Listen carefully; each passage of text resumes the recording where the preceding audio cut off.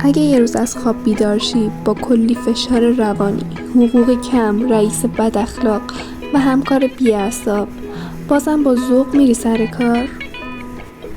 خب باب اسفنجی میره. ولی چرا؟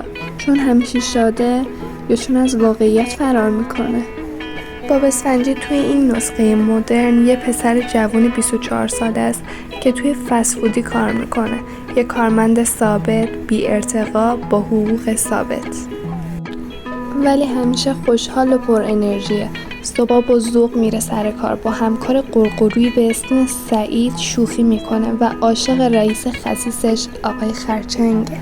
اما کم کم آدمای دورش شک میکنن. دوستش پاتریک که بیکار و راحت طلبه میگه تو خودتو خسته میکنی واسه چی؟ اونا ازت سوء استفاده میکنن. و اختاپوس میگه تو دیوونه ای؟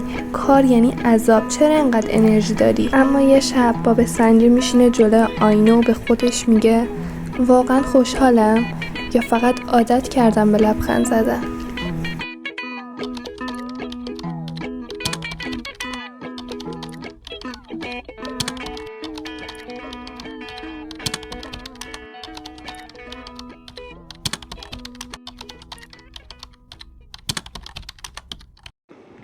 باب اسفنجی فقط یه اسفنج توی دریا نیست، یه نماده. نماد اون آدمایی که میخندن، کار میکنن، کمک میکنن، ولی شاید ته دلشون یه سوال بی جواب دارن: من کی قراره برای خودم زندگی کنم؟